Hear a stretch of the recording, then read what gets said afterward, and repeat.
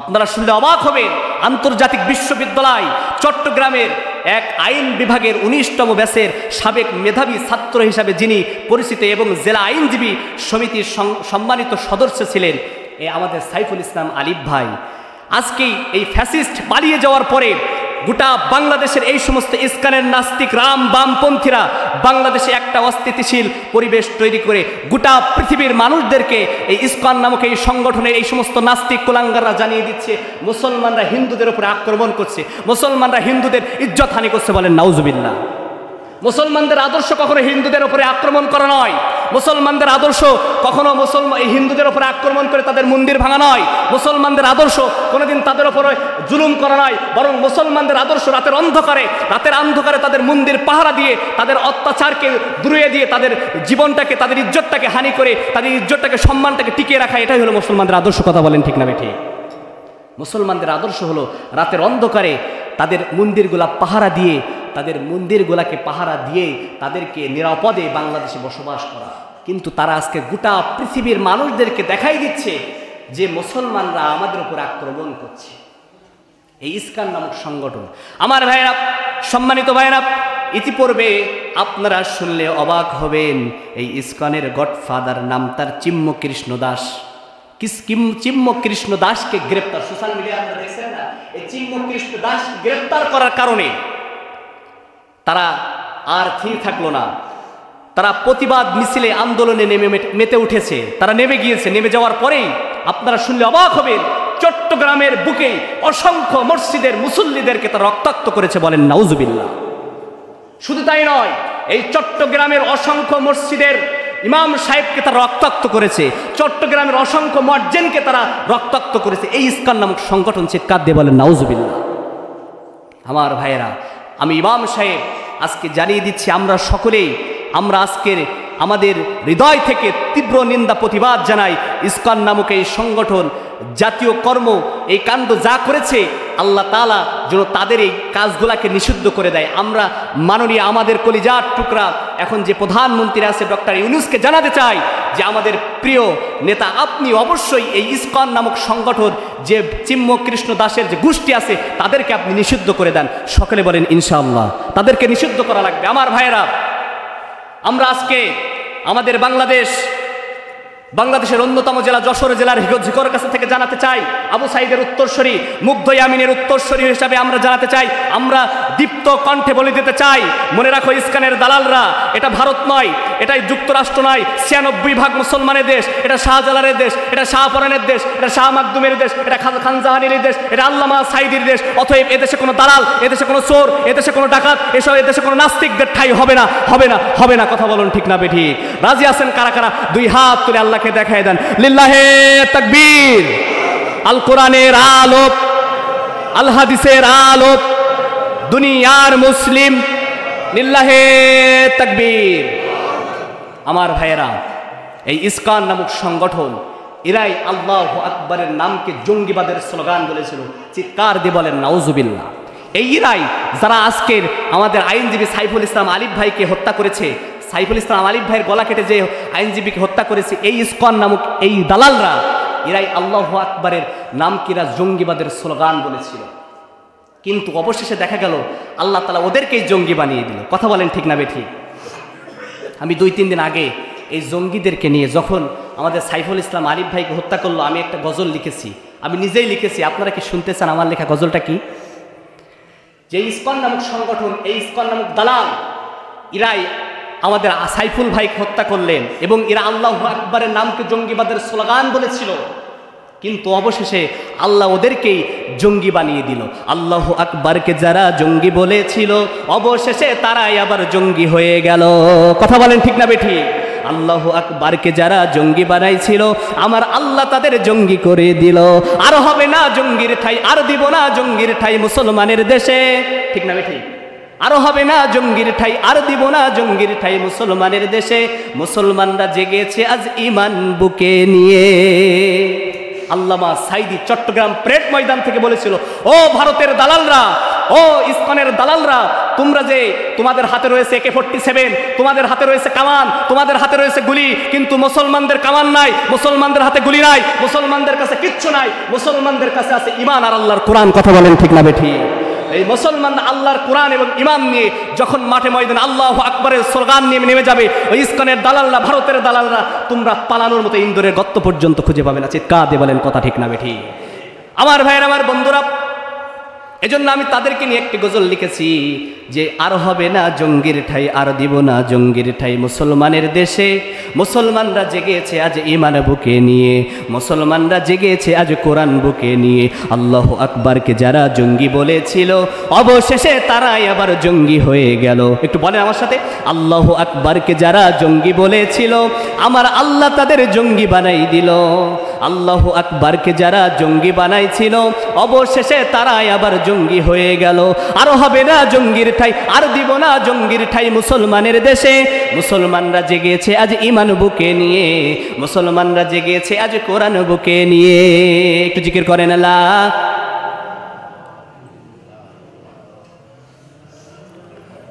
লা ইলাহা ইল্লাল্লাহ। হাজারো ব্যথা বেদনার পরে ফিরে আসনি তুমি আপন ঘরে। দিনের আলো তুমি ছড়িয়ে দিতে, চলে গেলে মদিনায় মক্কা ছেড়ে। হে রাসূল তোমাকে ভুলি আমি কেমন করে, খেয়ে না খেয়ে দিন প্রচারের কাজে নিজেকে দিয়েছ বিলিয়ে। তায়েফের কাফেরেরা চিনল না হে আলো, দুষ্টু ছেলেদের পিছু দিল লেলিয়ে। পাথরের আঘাতে ক্ষত বিক্ষত হয়ে সারা শরীর থেকে রক্ত ঝরে। হে রাসূল তোমাকে ভুলি আমি কেমন করে, বলেন মারহাবা। আল্লাহকে আমরা কতটা ভালোবাসি এটা মাপার মাপকাঠি অবশ্যই রয়েছে। তার কারণ, যেমন জমি মাপার জন্য একটা ফিতা রয়েছে, আপনার যদি জ্বর হয় জ্বর মাপার জন্য একটা থার্মোমিটার রয়েছে। আমার ভাইয়েরা, আমার বন্ধুরা, রাস্তা মাপার জন্য কিলোমিটার রয়েছে।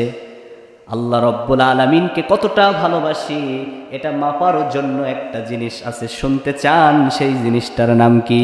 শুনতে চান? অবশ্যই মাপার জাতকাঠি রয়েছে। আমার ভাইয়েরা, একটা হিন্দু ভাইকে যদি জিজ্ঞাসা করা হয় তোমার জীবনের মালিককে, ওই হিন্দু ভাইটি ডাক দিয়ে বলবে, ভাই আমার জীবনের মালিক হলো, আমার মরণের মালিক হলো, আমার জীবনের মালিক, আমার মরণের মালিক হলো ভগবান। সে বলবে আমার জীবনের মালিক, মরণের মালিক ভগবান। তো আপনার ভগবানকে কতটা ভালোবাসেন? সে বলবে আমার জীবনের চেয়ে আমার ভগবানকে ভালোবাসি। আমার ভাইয়ের, আমার বন্ধুরা, এবার যদি আপনি খ্রিস্টানকে জিজ্ঞাসা করেন, ভাই আপনি আপনার জীবনের মালিককে কতটা ভালোবাসেন, জীবনের মালিক আপনার কে? সে বলবে আমার জীবনের মালিক হলো ঈশ্বর। ঈশ্বরকে কতটা ভালোবাসেন? সে বলে আমার ঈশ্বরের ইবাদতখানা করার জন্য আমি একটা গির্জা তৈরি করেছি, আমার জীবনের চেয়েও আমি আমার ঈশ্বরকে ভালোবাসি। খ্রিস্টানটা বলবে। এরপরে একজন ইহুদির কাছে যদি জিজ্ঞাসা করা হয়, ভাই ইহুদি আপনি আপনার জীবনের মালিককে কতটা ভালোবাসেন? ও ভাই ইহুদি আপনার জীবনের মালিককে?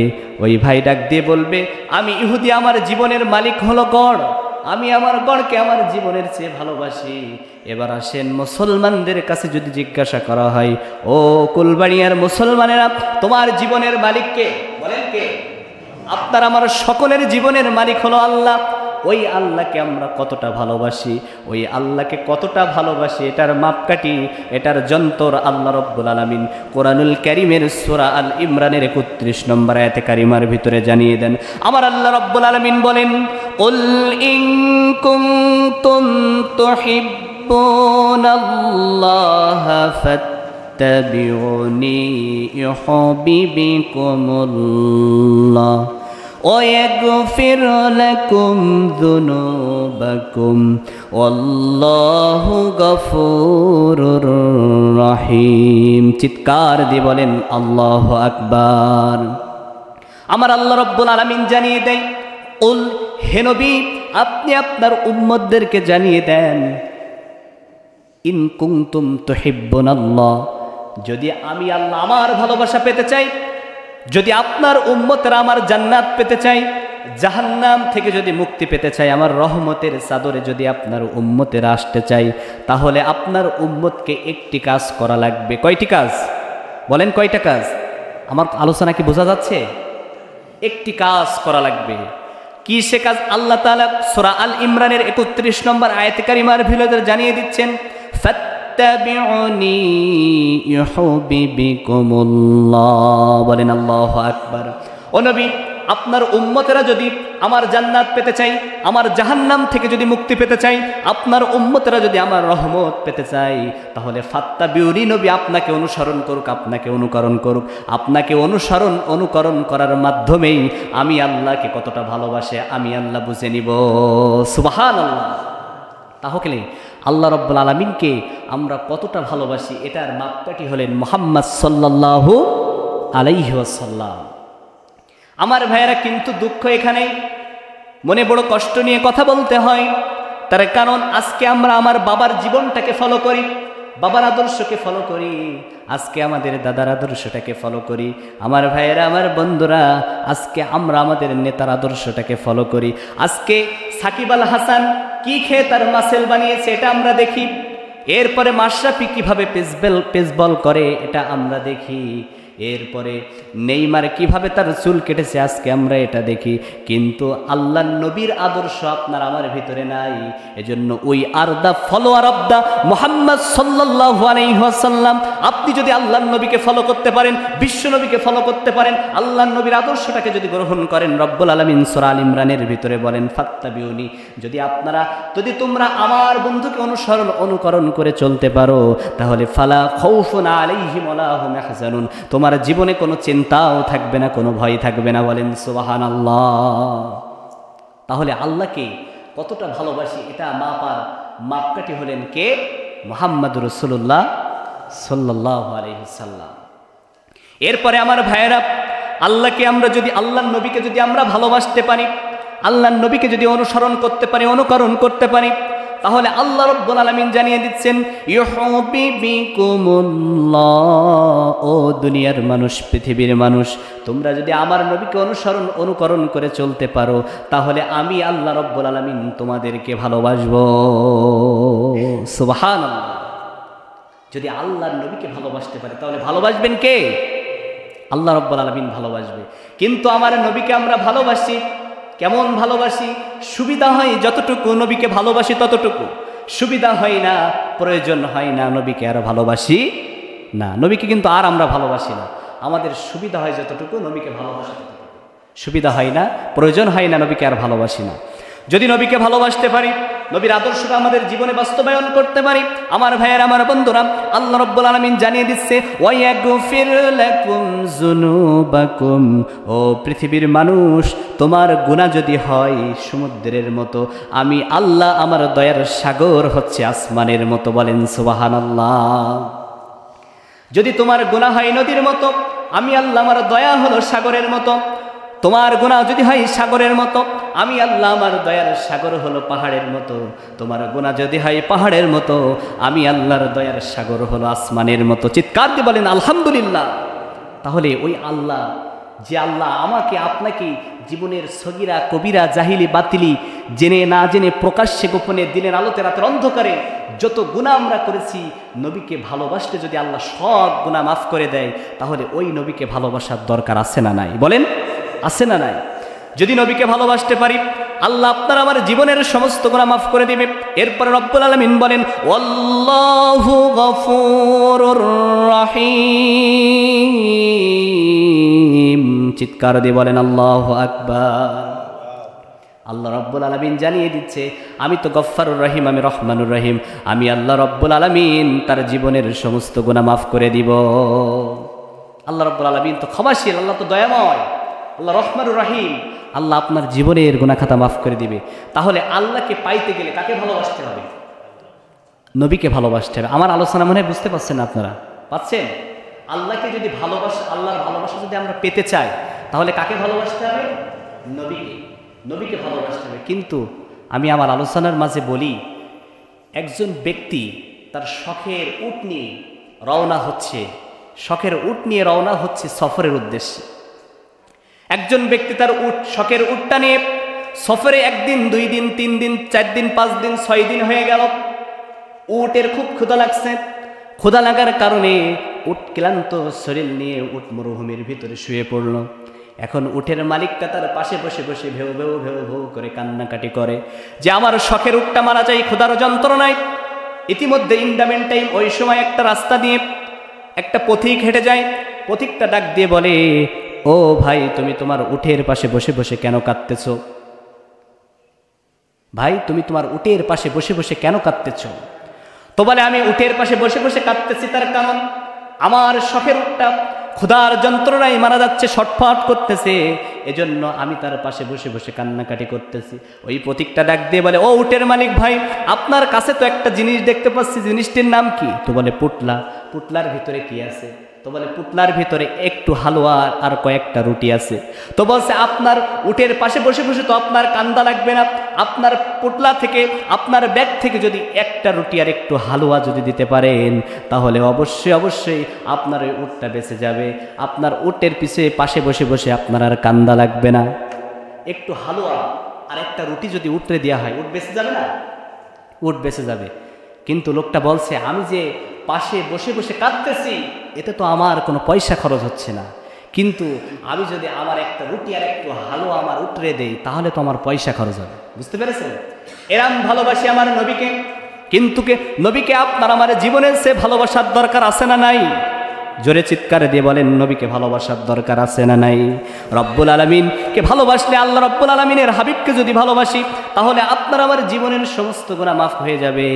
আল্লাহ রব্বুল আলামিনের হাবিব বুখারী শরীফের বর্ণনায় বিশ্বনবীর সাহাবী ইবনে আনাস রাদিয়াল্লাহু তাআলা আনহু বলেন, ক্বালা রাসূলুল্লাহ সাল্লাল্লাহু আলাইহি সাল্লাম, লা ইউমিনু আহাদুকুম হাত্তা আকুনা হাব্বা ইলাইহি মিন ওয়ালিদিহি ওয়া ওয়ালাদিহি ওয়ান নাসি আজমাইন। রাআহুল বুখারী। বুখারীর বর্ণনায় হুজুর সাল্লাল্লাহু আলাইহি সাল্লাম জানিয়ে দিচ্ছে, তোমরা তোমাদের সন্তান, তোমরা তোমাদের স্ত্রী, তোমাদের বাবা, তোমাদের ভাই, তোমাদের বোন, তোমাদের নেতার চেয়ে আমি নবীকে ভালোবাসতে পারবে না যতক্ষণ পূর্ণাঙ্গ মুমিন হতে পারবে না তোমরা, ঠিক ততক্ষণ। নবীকে ভালোবাসলেই আমরা পূর্ণাঙ্গ মুমিন হব। নবীকে ভালো না বাসতে আমরা পূর্ণাঙ্গ মুমিন হতে পারবো না। কিন্তু আমরা নবীকে কেমন ভালোবাসি? আমরা নবীকে ভালোবাসতে পারি না। আমরা কি নবীকে মুখ দিয়ে ভালোবাসি, কিন্তু অন্তর দিয়ে ভালোবাসি না। আমার ভাইয়েরা, ওই নবীকে ভালোবাসতে হবে জীবনের চেয়ে।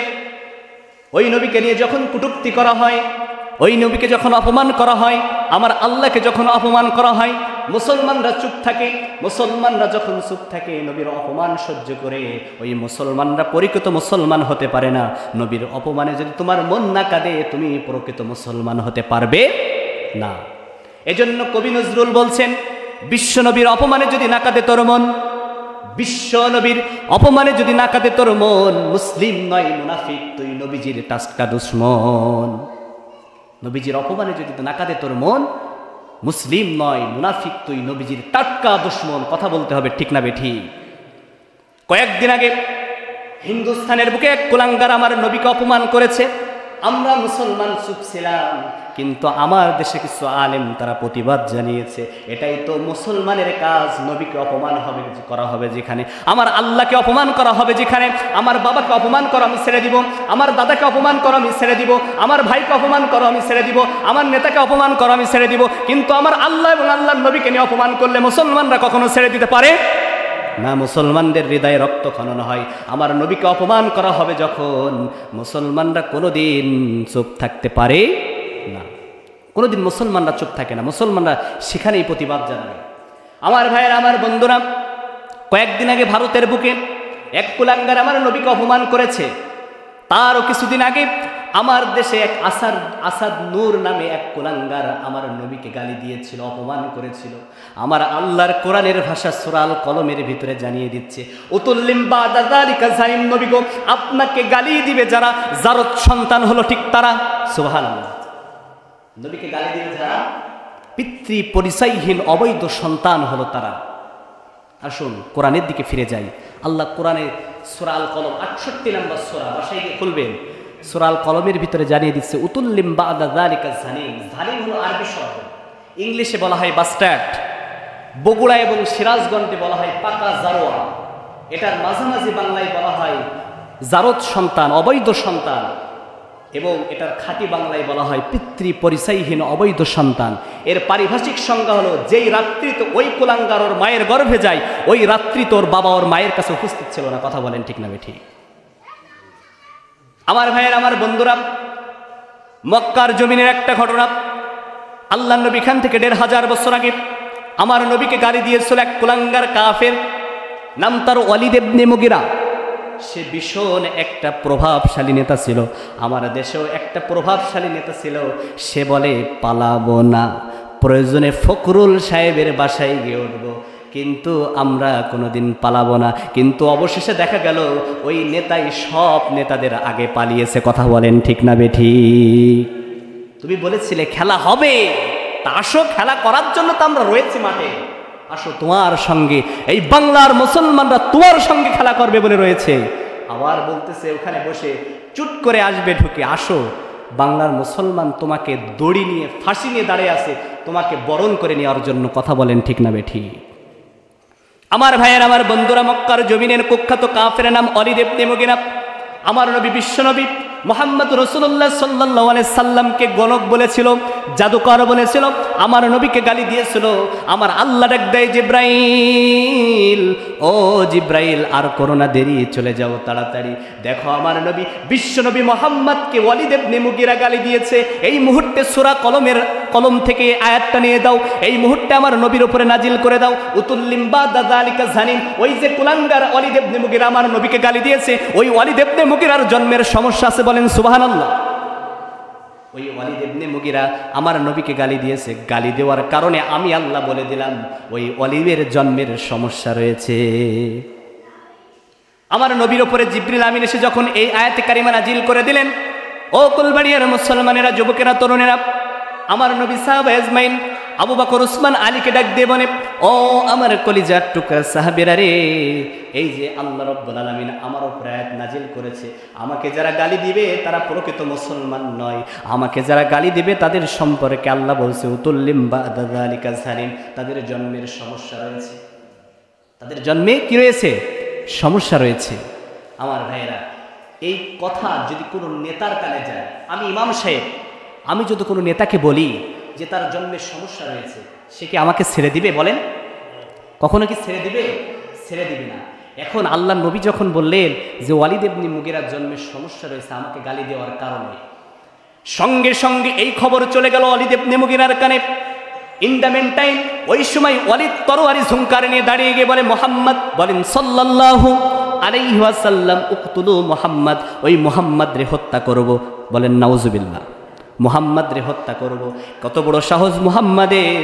মুহাম্মদ বলেছে উতুল্লিম বাদা যালিকা জানিম। আমি মুহাম্মদকে শুধু গালি দেওয়ার কারণে আমাকে বলেছে আমি নাকি জারদ সন্তান, ওই মুহাম্মদ রে আমি ছেড়ে দিব না, কখনো আমি ওয়ালিদ ইবনে মুগিরা ছেড়ে দিব না, ওই মুহাম্মদ রে আমি হত্যা করব, না হলে আমি ওয়ালিদ, আমার জীবন থেমে থাকবে না।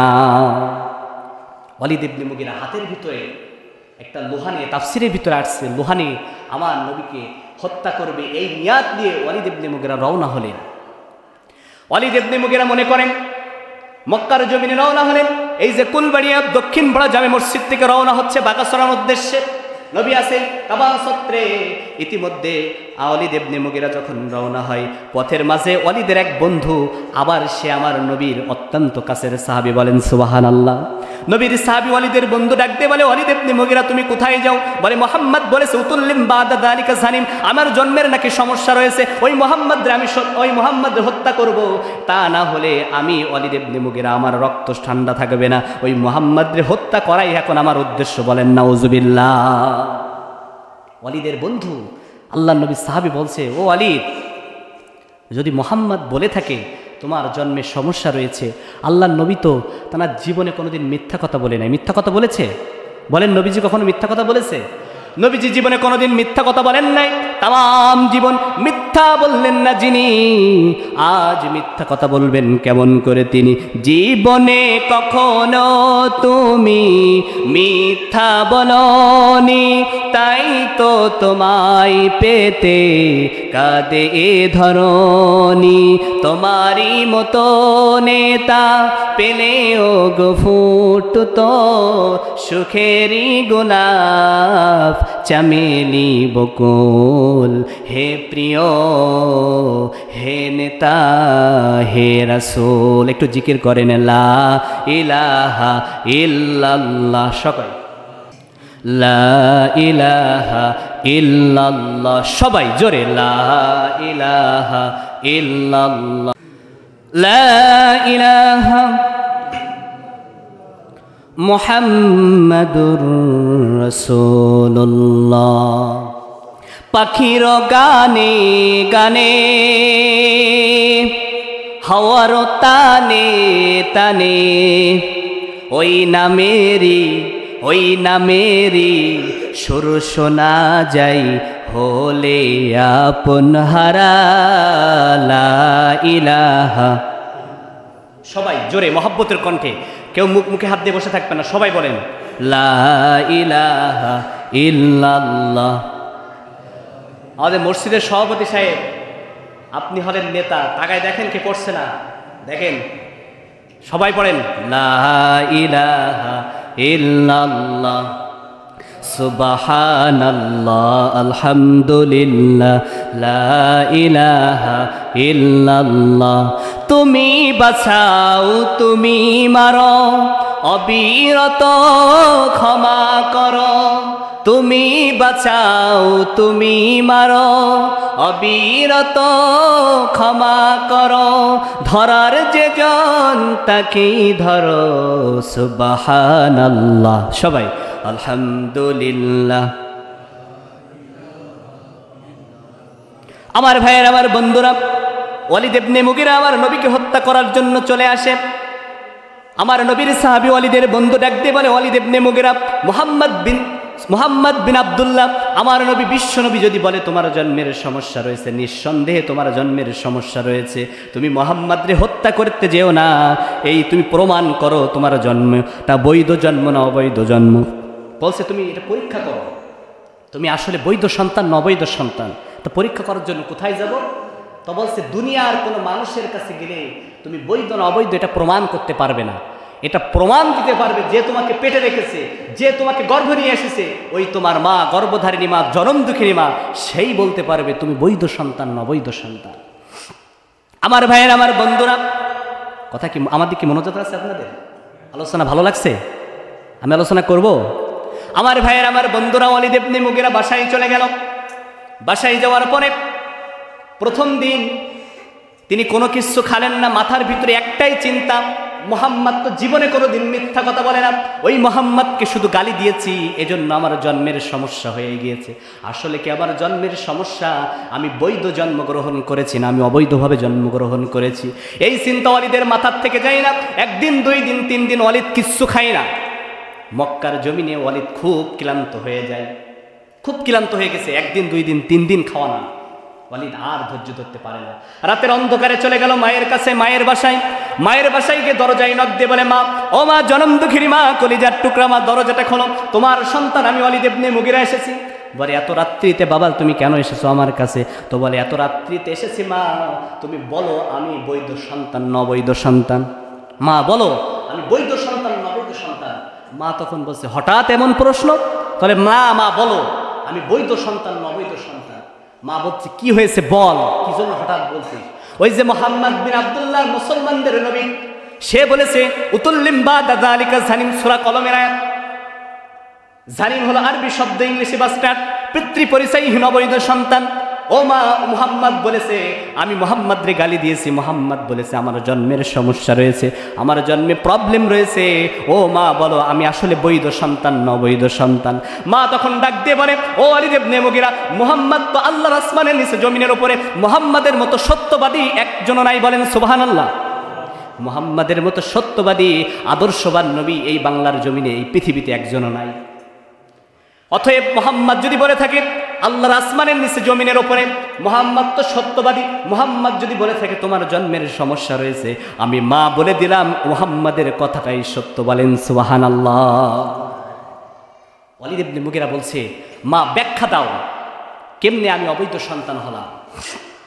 আমার ভাইয়ের, আমার বন্ধুরা, ওয়ালিদ ইবনে মুগিরার মা তখন বলে, সন্তান রে, আমি যখন যুবতী ছিলাম তোমার বাবা তখন যুবক ছিল। তোমার বাবা সিরিয়াতে ব্যবসা করতো, 1 দিন 2 দিন 3 দিন 1 মাস 2 মাস 3 মাস এভাবে করে দীর্ঘদিন তোমার বাবা সিরিয়াতে থাকে, আর বাসায় আসে না। আমি তো যুবতী নারী, আমার যৌবনটা ধরে রাখতে পারলাম না। আমার বাসায় রাত্রিবেলা তোমার বাবার বন্ধু আসলো, ওই বন্ধুর সাথে আমি রাত্রিতে মেলামেশা করলাম। ওই রাত্রিতে ওয়ালিদ তুমি আমার গর্ভে চলে আসো। বুঝতে পেরেছ আমার কথা? ওই রাত্রিতে তুমি আমার গর্ভে চলে আসো। ওই মুহাম্মদ যে বলেছে, মুহাম্মদ রে তুমি গালি দিয়েছো, মুহাম্মদ বলেছে তোমার জন্মের সমস্যা রয়েছে, নিঃসন্দেহে তুমি বৈধ সন্তান না, তুমি অবৈধ সন্তান। চিৎকার দিয়ে বলেন না সুবহানাল্লাহ।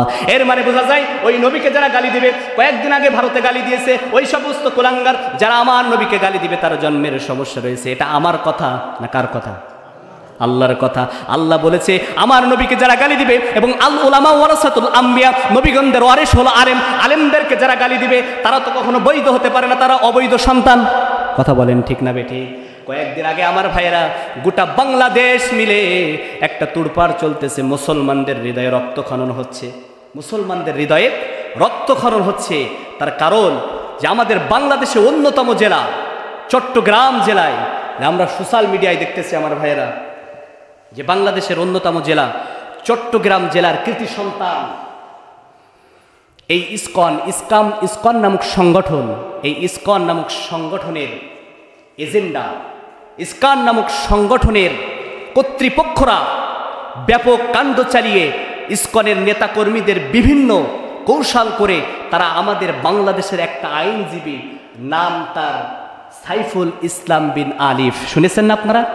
দেখছেন ইসকন নামক যে একটা সংগঠন আছে, তারা আমাদের একটা আইনজীবীকে পিটায় মেরে ফেলছে, গলা কেটে, শুনেছেন না আপনারা ফেসবুকে? তো এই সাইফুল ইসলাম বিন আলিফ ভাইকে, তিনি একজন আইনজীবী, এই আলিফ ভাইকেই এই কুলাঙ্গার, কয়েকজন কুলাঙ্গার ইসকন নামক এই সংগঠনে এই আইনজীবীকে তারা হত্যা করে, আইনজীবীকে গলা কেটে তারা শহীদ করে বাংলার জমিন থেকে বিদায় করে দিয়েছে। বলেন নাউজুবিল্লাহ। এই সমস্ত হিন্দুরা, আল্লাহ তাআলা প্রিয় ভাই, আমার কলিজার টুকরা ভাই, বড় ভাই সাইফুল ইসলাম আলিফের জন্য দোয়া করছি। এই কুলবাড়িয়া জামে মসজিদ থেকে আল্লাহ তাআলা প্রিয় ভাইকে যেন জান্নাতের উচ্চ মাকাম দান করুক। চিৎকার দিয়ে বলেন আল্লাহুম্মা আমিন। আপনারা শুনলে অবাক হবেন, আন্তর্জাতিক বিশ্ববিদ্যালয় চট্টগ্রামের এক আইন বিভাগের 19তম ব্যাচের সাবেক মেধাবী ছাত্র হিসাবে যিনি পরিচিত এবং জেলা আইনজীবী সমিতির সম্মানিত সদস্য ছিলেন আমাদের সাইফুল ইসলাম আলিফ ভাই, আজকেই এই ফ্যাসিস্ট পালিয়ে যাওয়ার পরে গোটা বাংলাদেশের এই সমস্ত ইসকনের নাস্তিক বামপন্থীরা বাংলাদেশে একটা অস্থিতিশীল পরিবেশ তৈরি করে গোটা পৃথিবীর মানুষদেরকে এই ইসকন নামক এই সংগঠনের এই সমস্ত নাস্তিক কুলাঙ্গাররা জানিয়ে দিচ্ছে মুসলমানরা হিন্দুদের উপরে আক্রমণ করছে, মুসলমানরা হিন্দুদের ইজ্জত হানি করছে। বলেন নাউজুবিল্লাহ। মুসলমানদের আদর্শ কখনো হিন্দুদের উপরে আক্রমণ করা নয়, মুসলমানদের আদর্শ কখনো হিন্দুদের উপরে আক্রমণ করে তাদের মন্দির ভাঙা নয়, মুসলমানদের আদর্শ কোনোদিন তাদের উপরে জুলুম করা নয়, বরং মুসলমানদের আদর্শ রাতের অন্ধকারে তাদের মন্দির পাহারা দিয়ে, তাদের অত্যাচারকে দূরে দিয়ে, তাদের জীবনটাকে, তাদের ইজ্জতটাকে হানি করে, তাদের ইজ্জতটাকে, সম্মানটাকে টিকিয়ে রাখা, এটাই হলো মুসলমানদের আদর্শ। কথা বলেন ঠিক না বেঠিক? মুসলমানদের আদর্শ হলো রাতের অন্ধকারে তাদের মন্দিরগুলা পাহারা দিয়ে, তাদের মন্দিরগুলাকে পাহারা দিয়ে তাদেরকে নিরাপদে বাংলাদেশে বসবাস করা। কিন্তু তারা আজকে গোটা পৃথিবীর মানুষদেরকে দেখাই দিচ্ছে যে মুসলমানরা আমাদের উপর আক্রমণ করছে। এই ইসকন নামক সংগঠন, আমার ভাইরা, সম্মানিত ভাইরা, ইতিপূর্বে আপনারা শুনলে অবাক হবেন, এই ইসকনের গডফাদার নাম তার চিম্মকৃষ্ণ দাস। চিম্মকৃষ্ণ দাসকে গ্রেপ্তার, সোশ্যাল মিডিয়া আপনারা দেখছেন না, এই চিম্মকৃষ্ণ দাস গ্রেপ্তার করার কারণে তারা আর স্থির থাকলো না, তারা প্রতিবাদ মিছিলে আন্দোলনে মেতে উঠেছে, তারা নেমে গিয়েছে। নেমে যাওয়ার পরেই আপনারা শুনলে অবাক হবেন, চট্টগ্রামের বুকে অসংখ্য মসজিদের মুসল্লিদেরকে তারা রক্তাক্ত করেছে। বলেন নাউজুবিল্লাহ। শুধু তাই নয়, এই চট্টগ্রামের অসংখ্য মসজিদের ইমাম সাহেবকে তারা রক্তাক্ত করেছে, চট্টগ্রামের অসংখ্য মর্জেনকে তারা রক্তাক্ত করেছে। এই ইস্কন নামক সংগঠন চিৎকার দিয়ে বলেন নাউজুবিল্লাহ। আমার ভাইয়েরা, আমি ইমাম সাহেব আজকে জানিয়ে দিচ্ছি, আমরা সকলেই আমরা আজকের আমাদের হৃদয় থেকে তীব্র নিন্দা প্রতিবাদ জানাই। ইস্কন নামক এই সংগঠন জাতীয় কর্ম এই কাণ্ড যা করেছে, আল্লাহ তাআলা যেন তাদের এই কাজগুলাকে নিষিদ্ধ করে দেয়। আমরা মাননীয় আমাদের কলিজার টুকরা এখন যে প্রধানমন্ত্রী আছে ডক্টর ইউনূসকে জানাতে চাই যে আমাদের প্রিয় নেতা, আপনি অবশ্যই এই ইস্কন নামক সংগঠন যে চিম্ম কৃষ্ণ দাসের যে গোষ্ঠী আছে তাদেরকে আপনি নিষিদ্ধ করে দেন। সকলে বলেন ইনশাআল্লাহ, তাদেরকে নিষিদ্ধ করা লাগবে। আমার ভাইয়েরা, আমরা আজকে আমাদের বাংলাদেশের অন্যতম জেলা যশোর জেলার হিগর কাছে থেকে জানাতে চাই, আবু সাইদের উত্তরসূরি, মুগ্ধ ইয়ামিনের উত্তরসূরি হিসাবে আমরা জানাতে চাই, আমরা দীপ্ত কণ্ঠে বলে দিতে চাই, মনে রাখো ইস্কনের দালালরা এটা ভারত নয়, এটাই যুক্তরাষ্ট্র নয়, 96% মুসলমানের দেশ, এটা শাহজালালের দেশ, এটা শাহপরানের দেশ, এটা শাহ মাকদুমের দেশ, এটা খান জাহানির দেশ, এটা আল্লামা সাইদির দেশ। অতএব এদেশে কোনো দালাল, এদেশে কোনো চোর, এদেশে কোনো ডাকাত, এসব এদেশে কোনো নাস্তিকদের ঠাই হবে না, হবে না, হবে না। কথা বলুন ঠিক না বেঠিক? রাজি আছেন কারা কারা? দুই হাত তুলে আল্লাহকে দেখায় দেন। লিল্লাহে তাকবীর। আল কোরআনের আলো, আল হাদিসের আলো, দুনিয়ার মুসলিম, লিল্লাহে তাকবীর। আমার ভাইয়েরা, এই ইস্কন নামক সংগঠন এরাই আল্লাহু আকবরের নামকে জঙ্গিবাদের স্লোগান বলেছিল। চিৎকার দিয়ে বলেন নাউজুবিল্লাহ। এই এরাই যারা আজকের আমাদের আইনজীবী সাইফুল ইসলাম আলিফ ভাইকে হত্যা করেছে, সাইফুল ইসলাম আলিফ ভাইয়ের গলা কেটে যে আইনজীবীকে হত্যা করেছে, এই ইস্কন নামক এই দালালরা এরাই আল্লাহু আকবরের নামকিরা জঙ্গিবাদের স্লোগান বলেছিল। কিন্তু অবশেষে দেখা গেল আল্লাহ তাআলা ওদেরকেই জঙ্গি বানিয়ে দিল। কথা বলেন ঠিক না বেঠিক? আমি 2-3 দিন আগে এই জঙ্গিদেরকে নিয়ে যখন আমাদের সাইফুল ইসলাম আলিফ ভাইকে হত্যা করলো, আমি একটা গজল লিখেছি, আমি নিজেই লিখেছি। আপনারা কি শুনতে চান আমার লেখা গজলটা কি? যে ইস্কন নামক সংগঠন, এই ইস্কন নামক দালাল এরাই আমাদের সাইফুল ভাইকে হত্যা করলেন এবং এরা আল্লাহু আকবরের নামকে জঙ্গিবাদের স্লোগান বলেছিল। কিন্তু অবশেষে আল্লাহ ওদেরকেই জঙ্গি বানিয়ে দিল। আল্লাহু আকবরকে যারা জঙ্গি বলেছিল, অবশেষে তারাই আবার জঙ্গি হয়ে গেল। কথা বলেন ঠিক না বেঠি? আল্লাহু আকবরকে যারা জঙ্গি বানাইছিল, আমার আল্লাহ তাদের জঙ্গি করে দিল। আর হবে না জঙ্গির ঠাই, আর দিব না জঙ্গির ঠাই মুসলমানের দেশে। ঠিক না বেঠি? আরো হবে না জঙ্গির ঠাই, আর দিব না জঙ্গির ঠাই মুসলমানের দেশে। মুসলমানরা জেগেছে আজ ঈমান বুকে নিয়ে। আল্লামা সাইদি চট্টগ্রাম প্রেড ময়দান থেকে বলেছিল, ও ভারতের দালালরা, ও ইস্কনের দালালরা, তোমরা যে তোমাদের হাতে রয়েছে AK-47, তোমাদের হাতে রয়েছে কামান, তোমাদের হাতে রয়েছে গুলি, কিন্তু মুসলমানদের কামান নাই, মুসলমানদের হাতে গুলি নাই, মুসলমানদের কাছে কিচ্ছু নাই, মুসলমানদের কাছে আছে ঈমান আর আল্লাহর কোরআন। কথা বলেন ঠিক না বেঠি? এই মুসলমান আল্লাহর কোরআন এবং ঈমান নিয়ে যখন মাঠে ময়দানে আল্লাহু আকবরের স্লোগান নিয়ে নেমে যাবে, ওই ইস্কনের দালালরা, ভারতের দালালরা, তোমরা পালানোর মতো ইন্দোরের গর্ত পর্যন্ত খুঁজে পাবে না। চিৎকার দিয়ে বলেন কথা ঠিক না বেঠি? আমার ভাইয়ের, আমার বন্ধুরা, এজন্য আমি তাদেরকে নিয়ে একটি গজল লিখেছি যে আর হবে না জঙ্গির ঠাই, আর দিব না জঙ্গির ঠাই মুসলমানের দেশে। মুসলমানরা জেগেছে আজ ঈমান বুকে নিয়ে, মুসলমানরা জেগেছে আজ কোরআন বুকে নিয়ে। আল্লাহু আকবরকে যারা জঙ্গি বলেছিল, অবশেষে তারাই আবার জঙ্গি হয়ে গেল। একটু বলেন আমার সাথে, আল্লাহু আকবরকে যারা জঙ্গি বলেছিল, আমার আল্লাহ তাদের জঙ্গি বানাই দিল। আল্লাহু আকবরকে যারা জঙ্গি বানাইছিল, অবশেষে তারাই আবার জঙ্গি হয়ে গেল। আরো হবে না জঙ্গির ঠাই, আর দিব না জঙ্গির ঠাই মুসলমানের দেশে। মুসলমানরা জেগেছে আজ ঈমান বুকে নিয়ে, মুসলমানরা জেগেছে আজ কোরআন বুকে নিয়ে। একটু জিকির করেন লা